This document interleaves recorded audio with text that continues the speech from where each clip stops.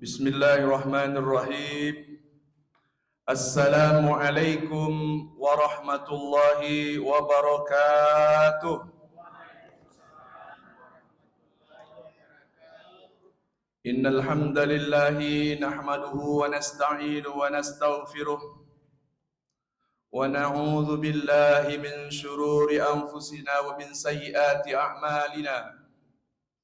May yahdihillahu fala mudilla lahu ومن يضلل فلا هادي له أشهد أن لا إله إلا الله وحده لا شريك له وأشهد أن محمدا عبده ورسوله اللهم فصل وسلم على هذا النبي الكريم سيدنا محمد وعلى آله وصحبه أجمعين أما بعد. Yang sama-sama kita hormati Bapak dan Ibu pengurus Masjid Nurul Huda Jalan Rawasari, mudah-mudahan Allah memberikan keberkahan hidup dunia dan akhirat sampai nanti berakhir pertemuan kita di dunia ini, sehingga semua pahala yang didapatkan untuk memakmurkan masjid ini dibalas oleh Allah Subhanahu wa taala. Kemudian yang sama-sama kita hormati alim ulama, cerdik pandai, tokoh masyarakat beserta Bapak RT RW dan hadirin hadir out, baik hadir in maupun hadir out yang saya hormati. Pada malam yang ke-8 ini ada yang ke-9 Bapak Ibu? Ada ya? Ada. Yang tak ada tuh yang ke-10. Mau 8 mau 9 itu tak ada menjadi persoalan, tak ada yang bisa dipertentangkan karena itu sudah selesai dikaji oleh para ulama. Karena kajian kita pada malam hari ini tidak membahas tentang apakah malam 8 atau malam ke-9. Yang penting dari Majelis Dakwah Islamiyah Kota Pekanbaru tercatat di sini adalah Masjid Nurul Huda. Saya akan menyampaikan tausiah di malam ke-8 dengan judul, anak-anak catat judulnya, saking panjangnya Bapak harus nengok buku. Judulnya adalah Salat sebagai janji pertemuan seorang hambanya dengan Robnya. Salat sebagai janji pertemuan hamba dengan Robnya.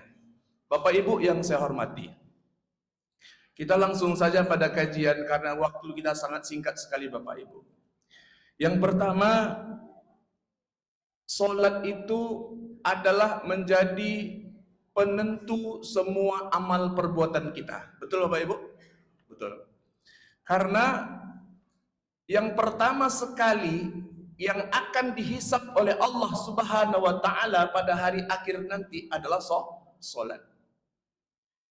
Kata baginda Rasulullah sallallahu alaihi wasallam, "Inna awwala ma yuhasabu bihil abdu yaumal qiyamah as-salah." Saya ulangi, inna awwala ma yuhasabu bihil abdu yaumal qiyamah as-salah. Idza salahat salaha sairu amalih wa idza fasadat fasada sairu amalih. Kata Rasulullah sallallahu alaihi wasallam, amal yang pertama yang akan dihisab oleh Allah Subhanahu wa taala pada hari akhir nanti adalah salat. Kalau salat itu baik, maka akan baik seluruh amalnya. Kalau salat itu jelek atau rusak, maka akan jelek pula seluruh amalnya. Jadi Bapak Ibu sekalian, sebagaimana kita ketahui bahwasanya begitu pentingnya salat bagi seluruh kaum muslimin dan muslimat. Makanya baginda Rasulullah sallallahu alaihi wasallam memerintahkan kepada seluruh anak-anak kita, kalau sudah berumur 7 tahun maka diperintahkan untuk melaksanakan salat. Kalau umur 10 tahun tidak juga salat, maka dalam hadis itu doroba. Doroba itu Bapak Ibu jangan diartikan memukul Bapak Ibu. Jangan. Doroba itu maknanya tegas. Banyak cara sekarang Bapak Ibu orang tua memberikan ketegasan kepada anaknya. Tidak hanya memukul. Doroba makna di sana adalah, kata Nabi, maknanya adalah memberi ketegasan. Misalnya kalau anak-anak nih, misalnya kalau dia tidak mau sholat, nanti ayah tak kasih kamu jajan kalau kamu tak sholat. Itu salah satu contoh. Karena kalau dimaknai doroba itu memukul, nanti akan timbul makna-makna yang lain kepada orang-orang yang tidak menyukai agama kita. Berarti Islam itu dalam memberikan pendidikan dengan kekerasan. Tetapi makna doroba menurut para ulama bisa berbagai macam ketegasan-ketegasan yang diberikan. Bapak Ibu yang saya hormati, semua nabi itu menerima wahyu, ya, itu semuanya di bumi, Bapak Ibu. Contoh, Nabi Musa di mana terima wahyu, Bapak Ibu? Di bukit Tursina. Nabi Isa alaihissalam di mana menerima wahyu? Di dekat pohon zaitun tin di wilayah Palestina. Nah, Nabi Muhammad, baginda Nabi Muhammad sallallahu alaihi wasallam menerima perintah solat ini, yang mana kita ketahui secara bersama-sama, yang dalam peristiwa yang sangat agung Isra Mi'raj Nabi Muhammad sallallahu alaihi wasallam, di mana diterima langsung Allah panggil, tidak ada di bumi, Bapak Ibu, langsung Allah panggil. Di mana tempatnya? Inda sidratil muntaha, indaha jannatul ma'wa. Tempatnya spesial, Bapak Ibu, di Sidratul Muntaha, yang dimana dekatnya ada surga Jannatul Ma'wa. Nah, oleh karena itu, momentum bulan Ramadan ini, Bapak Ibu, ini adalah kesempatan di mana kita bisa memperbanyak sholat. Rumusnya begini, gampang saja. Yang wajib diperbaiki, yang sunnah ditingkatkan. Bapak Ibu, bulan Ramadan ini, kata para ulama, bulan di mana konsentrasi sholatnya hampir 100% full. Kenapa? Jawabannya bukan sembarangan, Bapak Ibu, ada hadisnya. Contoh, hadis yang baginda Rasulullah SAW sampaikan, ada 2 hadis yang hampir sama, Bapak Ibu. Bedanya cuma 1 huruf saja. Mungkin Bapak Ibu sudah setiap malam mendengar hadis ini, tapi saya akan menyampaikan dengan redaktur yang sama tapi pemahaman yang sedikit berbeda. Bapak Ibu coba perhatikan. Hadis man shoma ramadhana imanan wahtisaban ghufira lahu ma taqaddama min dzambih. Perhatikan hadis keduanya yang hampir sama, man qoma. Artinya 2 hadis ini, Bapak Ibu, tidak bisa dipisahkan. Dia satu paket. Kalau soma siang hari, maka Allah perintahkan melalui baginda Rasulullah SAW, itu malamnya wajib hukumnya qiyamul lail. Baru sempurna ada, Bapak Ibu. Nggak bisa dia diputus-putuskan. Dan antara hadis man soma dengan man qoma ini adalah hadisnya satu paket. Artinya begini, kalau siangnya kita sudah bisa menahan hawa nafsu, menahan segala macam hawa nafsu, baik panca indera, malamnya kita disunnahkan oleh Rasulullah SAW, diperintahkan oleh Allah untuk qiyamul lail. Nah, contoh nih Bapak Ibu, mungkin ini masih malam ke-8, mungkin masih bisa dicari-cari amal-amal sholat yang belum pernah Bapak Ibu lakukan. Mungkin di rumah nanti bisa saja Bapak Ibu sampaikan, ditulis-tulis apa saja sholat sunat yang belum pernah dibuat. Contoh, sholat sunat isyraq. Pernah Bapak Ibu buat? Pernah ya? Setiap hari? Setiap hari? Alhamdulillah, mantap tuh. Kalau setiap hari itu bagus. Kalau saya nggak bisa setiap hari, Bapak Ibu. Saya hanya bisa hari Sabtu dan Ahad saja. Kenapa? Karena kegiatan kita di perkantoran ya Pak ya, tidak sempat kadang-kadang. Tapi kata ulama, paling tidak sholat Isra itu paling tidak 1 minggu 1 kali. Bagaimana sholat Isra? Sudah kita maklumi secara bersama-sama saking hebatnya ganjaran yang diberikan oleh Allah Subhanahu wa taala ke ajri hajjatin wa umrah tamah tamah tamah. Seperti balasan haji dan umrah sempurna sempurna sempurna. Saya ingin kaji sedikit Bapak Ibu. Bagaimana tata cara salat Isyraq itu? Pertama, man shallal ghadata bi jama'atin. Pertama, salat subuh berjamaah. Summa yaq'udu yazkurullah. Kemudian dia duduk sambil berzikir kepada Allah Subhanahu wa taala sampai kapan? Hatta tatlu syams. Sampai terbit matahari. Lalu berbunyi Bapak Ibu, tet tet waktu syuruk kan? Apakah jam itu Bapak Ibu salat? Menurut jumhur ulama, salat syuruk itu dilakukan ditambah waktunya 12 sampai 15 menit ketika matahari terbit. Kata Nabi, ganjarannya seperti haji dan umrah. Itu salah satu Bapak Ibu. Mungkin banyak lagi solat-solat sunat yang harus Bapak Ibu kalkulasikan, karena prioritas orang berilmu itu beribadah berdasarkan prioritas, bukan berdasarkan rutinitas. Bapak Ibu yang saya hormati, apa arti solat? Yang adik-adik, halo adik-adik, apa arti solat? Apa arti solat? Ada yang tahu nggak apa arti solat? Tidak.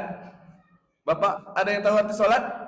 Solat artinya menurut fikih berdoa. Kenapa berdoa? Karena di dalam solat itu terkandung semua doa yang ada, yang kita inginkan untuk munajatkan kepada Allah Subhanahu wa taala. Bapak Ibu yang saya hormati, Allah memberikan beberapa kemuliaan kepada orang-orang yang melaksanakan sholat. Apa yang pertama Bapak Ibu? Allah akan menjanjikan kemuliaan kepada orang-orang yang melaksanakan sholat berdasarkan syariat, berdasarkan tuntunan Nabi Muhammad SAW. Yang pertama, bagi yang sudah melaksanakan sholat sesuai syariat, yang pertama Allah berikan kemuliaan, Allah akan angkat derajatnya.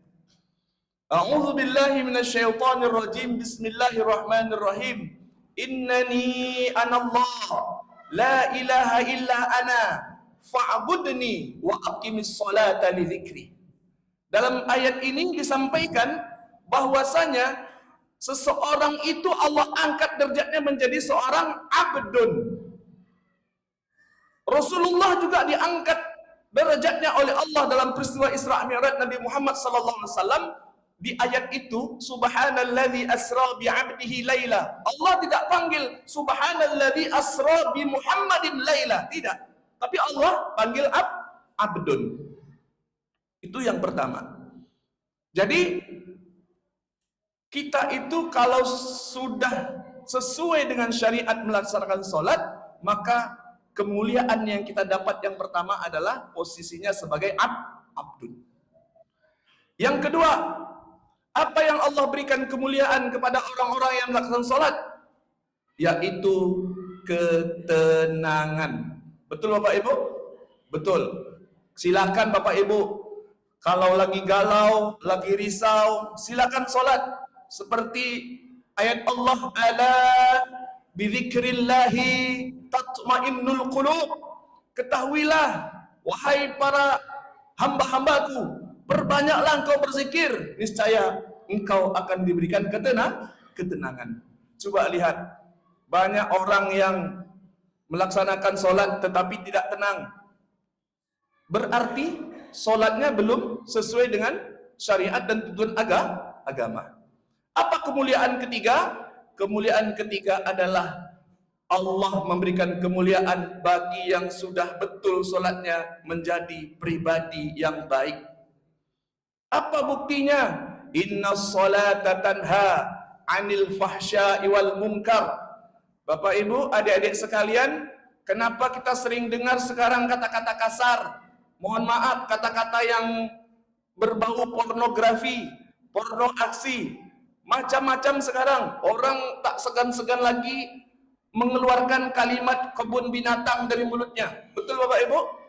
Sudah sangat familiar sekarang, sudah sangat masyhur, sudah tidak menjadi kesalahan lagi, sudah tidak tegur oleh siapapun. Siaran-siaran televisi, dari sosial media, dari Twitter, dari Instagram, dari Facebook, dari X.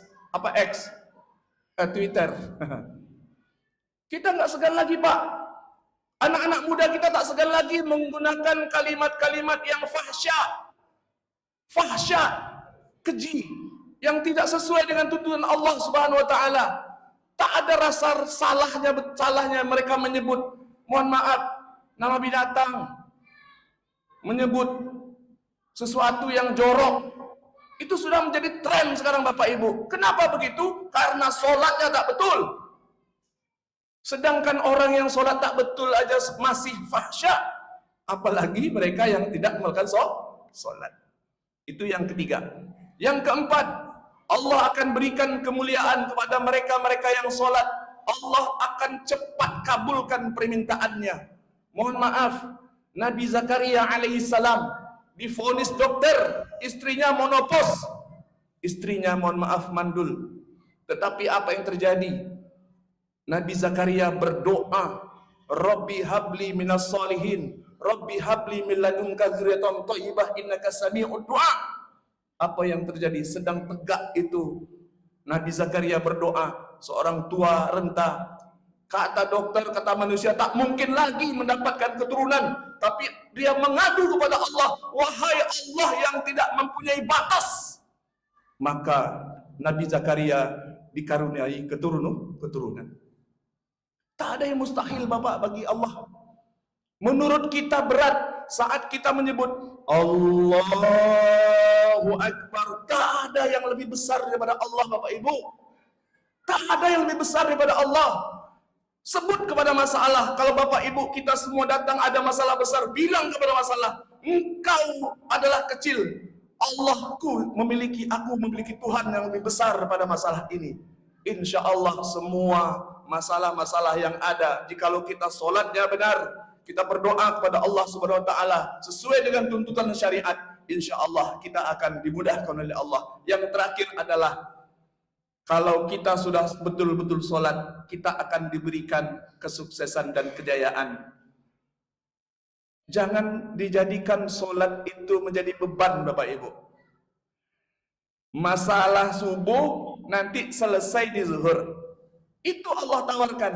Masalah zuhur akan Allah selesaikan pada asar. Masalah asar akan Allah selesaikan pada maghrib.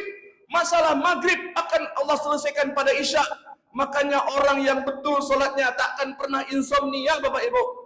Takkan pernah insomnia. Jadi yang terakhir itu adalah sering kita dengar kalimat azan dari Bilal bin Rabah. Hayya 'alal falah.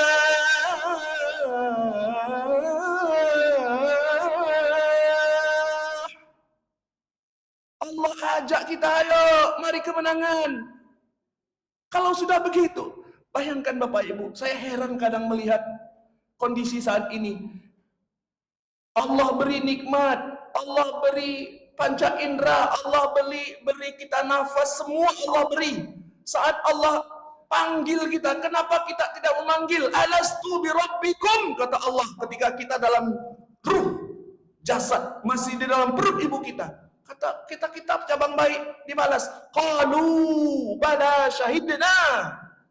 Kalau kita tidak mengaku bahwasanya Allah adalah Tuhan kita, Allah itu alastu bi rabbikum, kata Allah, bukankah aku nih Tuhan kalian semua? Kita jawab kan, qalu bala syahidna. Bayangkan Bapak Ibu, seorang sahabat Rasulullah sallallahu alaihi wasallam, Thauban. Pernah dengar nama Thauban? Belum? Sahabat Rasulullah yang kalau sholat selalu duduk di pojok sebelah kanan Masjid Nabawi. Selalu Rasulullah sampaikan melihat Thauban tidak pernah terlambat. Thauban tidak pernah meninggalkan satu waktu pun sholat fardu secara berjamaah bersama Rasulullah. Thauban adalah budak yang dimerdekakan oleh Rasulullah sallallahu alaihi wasallam. Duduk selalu di pojok sebelah kanan. Kenapa Thauban duduk selalu di pojok sebelah kanan? Karena dia tidak mau mengganggu jemaah lain untuk dia berzikir pada Allah Subhanahu wa taala.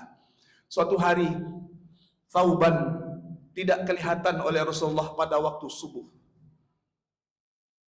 Rasulullah lalu menunggu Thauban dengan memperlambat waktu sholat subuhnya.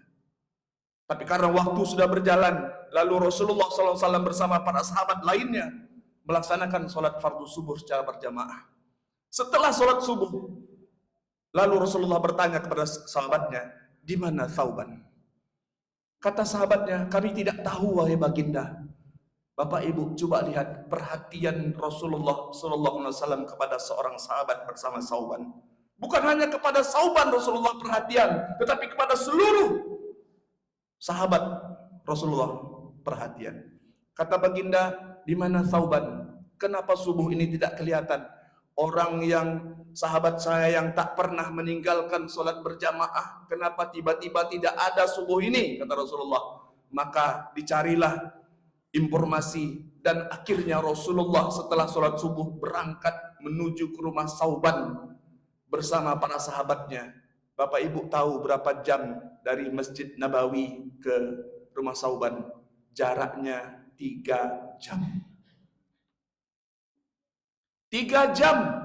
Dulu tak ada Gojek, tak ada Maxim, tak ada Gokar, tak ada taksi online. 3 jam Thauban hadir, tidak pernah telat di Masjid Nabawi, di Raudhah sebelah kanan. Kalau Bapak Ibu sudah haji dan umrah, nanti Bapak Ibu masuk Raudhah, lihat sebelah kanan mimbar, di situ posisi Thauban Bapak Ibu. Subuh hari itu tak datang. 3 jam dia berjalan kaki dari rumahnya menuju Masjid Nabawi untuk melaksanakan sholat bersama Rasulullah SAW. Begitu indahnya ketika sakaratul maut, Nabi bertanya kepada istrinya, wahai istri Thauban, di mana Thauban? Wahai baginda Rasulullah, Thauban sudah meninggal. Kata baginda, apa yang disampaikan Thauban kepada engkau? Tidak ada Rasulullah, cuman ada kalimat yang aku tak ngerti. Salah satu kalimatnya adalah, kenapa ya Allah tidak lebih jauh? Ketika sakaratul maut, Allah nampakkan pahala Thauban yang 3 jam berjalan ke masjid itu. Allah tampakkan pahalanya. Malah Thauban berkata kepada malaikat Israel penjemput nyawa waktu itu, kenapa tidak lebih jauh? Bapak Ibu mohon maaf, mulai hari ini sadarlah, bagi saudara-saudara kita yang diberikan kesehatan, mari kita ajak. Masa kita malu sama Thauban sahabat Rasulullah SAW? Jangankan seorang budak Bapak Ibu, seorang budak yang dimerdekakan oleh Rasulullah SAW memiliki amal yang sangat luar biasa. Rasulullah juga malu dengan Bilal bin Rabah. Kata Rasulullah, hei Bilal, aku malu dengan kau Bilal. Kata Bilal, kenapa malu dengan aku ya Rasulullah? Aku ni hamba sahaya, budak biasa. Hitam lagi Rasulullah. Kata Rasulullah, saat aku melihat surga, aku sudah mendengar gesekan terompamu berada di depanku. Kata Rasulullah, apa amalan engkau wahai Bilal bin Rabah? Kata Bilal bin Rabah, aku tak pernah meninggalkan sholat sunat wudhu. Bapak Ibu yang saya hormati, kesimpulannya adalah begitu pentingnya sholat dalam dunia kita ini, dalam hidup kita ini, untuk bekal kita menghadap Allah Subhanahu wa taala. Ingat, inna awwala ma yuhasabu bihil abdu yaumal qiyamah as-shalah, iza salahat salaha sairu amali, wa idza fasadat fasada sairu amali. Demikian yang dapat saya sampaikan. Mohon maaf atas segala kekurangan. Terima kasih atas segala perhatian. Selamat menjalankan ibadah di bulan suci Ramadan dengan giat dan ibadah yang luar biasa. Mudah-mudahan kita semua mendapat pelajaran dari apa yang saya sampaikan, terutama bagi saya pribadi. Subhanakallahumma wa bihamdika asyhadu an la ilaha illa anta astaghfiruka wa atubu ilaik. Terima kasih. Assalamualaikum warahmatullahi wabarakatuh.